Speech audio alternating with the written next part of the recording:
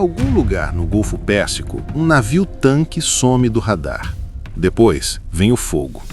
Esse fogo não é um acidente, é o sinal de que algo muito maior estava prestes a acontecer. A faixa d'água que você está prestes a conhecer tem apenas 50 quilômetros de largura e controla o mundo. Todo dia, por essa passagem, transitam cerca de 20% de todo o petróleo consumido no planeta. 1 em cada 5 barris. Se esse fluxo para, o mundo para junto. Em 2024, o mundo quase viu isso acontecer. As tensões entre Irã e Israel chegaram ao ponto de ruptura. O Irã já ameaçou fechar Hormuz mais de uma vez. Desta vez, o cenário era completamente diferente. Neste vídeo, você vai entender o que realmente aconteceria se essa passagem fosse bloqueada. Não como teoria, como sequência real de eventos, hora a hora, país a país. Porque o que acontece em 50 quilômetros de água salgada vai direto ao preço da gasolina aqui no Brasil. Para entender o que está em jogo, você precisa conhecer esse lugar, o Estreito de Hormuz. Tem apenas 54 quilômetros na parte mais estreita, menor que a distância entre São Paulo e Campinas. Mas dentro dessa faixa, os navios só podem navegar em 2 corredores de 3 quilômetros cada. 3 quilômetros navegáveis. É a artéria mais valiosa e vulnerável do planeta. Ao norte, o Irã. Ao sul, Omã e os Emirados, cada lado com armamento pesado apontado para a passagem. O Irã possui mísseis antinaviação instalados em ilhas dentro do próprio estreito. Alcance total ali dentro. Então a pergunta central é: o que aconteceria se o Irã decidisse fechar essa passagem de vez? Hora zero. O governo iraniano anuncia o fechamento imediato e total do estreito. Nos primeiros minutos, os mercados financeiros ao redor do mundo registram o anúncio. O preço do barril de petróleo sobe 40% em menos de uma hora. Isso nunca tinha acontecido. 46 navios estavam dentro do estreito naquele momento. Todos recebem ordem de parar. Alguns capitães tentam forçar a passagem. Os primeiros disparos de advertência são ouvidos. Nas próximas horas, o mundo inteiro vai assistir. Câmeras estão em todo lugar. A Marinha dos Estados Unidos já tinha uma força-tarefa posicionada. O porta-aviões estava lá. Mas entrar em conflito aberto com o Irã significa arriscar uma guerra sem fim definido. Enquanto os diplomatas negociam, o relógio corre e cada hora que passa custa bilhões. 6 horas após o fechamento, as reservas estratégicas de petróleo dos países são ativadas. Estados Unidos tem reserva para 90 dias, Europa 60, Japão e Coreia do Sul menos de 30. Mas aqui está o detalhe que muda tudo. O problema não é só petróleo bruto, é o gás natural liquefeito. O Catar é o maior exportador de GNL do mundo. Tudo que ele produz passa pelo Estreito de Hormuz. Pensa na Europa no inverno. Sem gás do Catar, sem gás da Rússia. As cidades começariam a escurecer. Alemanha, França, Itália, Japão. Todos com dependência crítica do gás que passa por Hormuz. No 12º dia sem passagem livre, o Sederádice da Coreia do Sul declara estado de emergência energética. O Japão, que importa quase 90% de seu petróleo pelo estreito, paralisa a indústria pesada. Mas o Brasil? A maioria das pessoas acha que estamos protegidos, afinal temos o pré-sal. Essa é a ilusão mais perigosa que existe sobre nossa economia, e você precisa entender por quê. O Brasil exporta petróleo bruto e importa derivados, diesel, querosene de aviação, nafta petroquímica, e boa parte dessas importações vem de refinarias no Oriente Médio, do outro lado de Hormuz. Com o estreito fechado, o Brasil sentiria um impacto em menos de 15 dias. Primeiro no frete. Frete sobe, combustível sobe, comida sobe. Tudo que se move no Brasil usa diesel e diesel vem de navio. De volta ao estreito. Na superfície, os navios estão parados, mas debaixo d'água a história é outra. O Irã possui mais de 3.000 minas marítimas. Parte delas pode já estar no fundo do estreito. Minas não explodem agora, elas esperam, e essa incerteza paralisa qualquer tentativa de reabertura. Navios varredores de minas precisariam de semanas para limpar o corredor. Semanas que o mundo não tem. Enquanto isso, os preços nas bombas de gasolina do mundo já estavam em território nunca visto. Na Europa, governos começaram a racionar combustível. Filas com centenas de carros nos postos.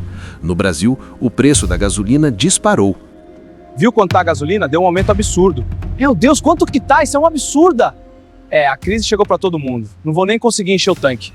Tá difícil para todos nós. Postos foram saqueados em algumas cidades. As companhias aéreas começaram a cancelar voos. Querosene de aviação acabou nas reservas em dias. Voos transoceânicos foram suspensos primeiro, depois os domésticos. O mundo parou de se mover. E aqui está algo que a maioria não percebe. Não é só energia, é plástico, é fertilizante, é comida. O petróleo não é só combustível, está em cada garrafa plástica, em cada remédio, em cada saco de adubo. Fertilizantes à base de amônia, derivados do petróleo, alimentam metade da produção de comida do mundo. Se o petróleo para, a comida para. É uma cadeia invisível que conecta Hormuz à sua geladeira. No 20º dia de bloqueio, a ONU convocou uma sessão de emergência. A sala estava em silêncio. Rússia e China vetaram qualquer resolução militar. O impasse geopolítico era total. Rússia, ela se beneficia de cada dólar que o barril sobe. É a grande ironia dessa crise. Enquanto o mundo ardia, Moscou enchia os cofres. Com Hormuz fechado, o petróleo russo virou ouro. E a China? Ela tinha feito exatamente o que os analistas temiam. Comprou petróleo iraniano em segredo. Pequim tinha meses de reserva estratégica. Calculou tudo com antecedência. Hormuz fechado não era surpresa. Se os grandes players estavam preparados, quem realmente seria destruído por essa crise? Os países mais vulneráveis não são os ricos, são os que importam quase tudo e não têm reserva nenhuma. Paquistão, Bangladesh, Etiópia, países com centenas de milhões de pessoas e reservas de energia próximas de zero. A fome geopolítica começa assim, não com bombas, com navios que param de chegar. No 30º dia, algo inesperado aconteceu. Não foi um ataque militar, foi um terremoto diplomático. A Arábia Saudita e Irã entraram em negociação direta, mediados pela China. O canal secreto funcionou. Esse acordo já aconteceu na realidade, em 2023. A China mediou. O mundo não percebeu o que aquilo significava. Sinalizou que a China quer ser o árbitro do Oriente Médio, não mais a América. Isso muda tudo. Se a China controla quem fecha e quem abre Hormuz, ela controla o botão de desligar da economia global. No 40º dia, o primeiro navio-tanque atravessou o estreito novamente. O mundo respirou, mas os preços não voltaram ao normal. Gasolina continuou cara. O dano estava feito na estrutura. Crises de energia não terminam quando o gatilho desaparece. Elas ficam impressas na estrutura de preços. Meu Deus, tá tudo tão caro, não vamos conseguir encher o carrinho. O preço do arroz subiu de novo, vamos ter que escolher o essencial. E a carne? Olha isso, não tá no nosso orçamento. Deixa pra lá, vamos focar no básico no que tá em promoção. Custo de vida sobe, empresas repassam, salários não acompanham. É o efeito cascata invisível. 40 dias de crise em Hormuz custaram mais de US$ 1 trilhão à economia global, segundo estimativas. 1 trilhão. Para ter escala, é mais que o PIB de quase todos os países do mundo. A grande lição que os países tiraram: quem controla as rotas marítimas, controla o futuro. Por isso, há uma corrida silenciosa por rotas alternativas. Oleodutos pela Turquia, pelo Iraque, pelo Mar Vermelho. Mas essas alternativas levam anos para construir e custam centenas de bilhões. Não são solução para crises. Hormuz vai continuar sendo o ponto de pressão máxima do sistema energético global, por décadas ainda. E a próxima crise ali pode não demorar 40 dias para ser resolvida. Pode durar meses ou não ter fim. Agora você entende por que 50 quilômetros de água podem paralisar 8 bilhões de pessoas. E aqui está a pergunta que ninguém está fazendo em voz alta. E se o próximo não fosse no Oriente Médio? E se fosse no Pacífico, em outro estreito, envolvendo outra superpotência com poder nuclear? Taiwan. O estreito que separa a ilha da China continental tem apenas 180 quilômetros. Pensa nisso. Essa região concentra metade da produção mundial de semicondutores. Um bloqueio ali é diferente de Hormuz. Um bloqueio em Taiwan não para só combustível, para os chips. E sem chips, para tudo o mais. Sem chips, sem carro novo, sem celular, sem hospital funcionando plenamente, sem rede elétrica inteligente. A crise de Taiwan seria a sequela de Hormuz, só que em outra escala, potencialmente irreversível.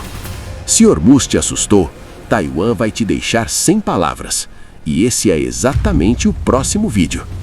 E se a China invadisse Taiwan? O que significaria para o Brasil, para a sua conta bancária, para o mundo inteiro? Comente agora. Você acha que o mundo está preparado para a próxima grande crise de rota marítima?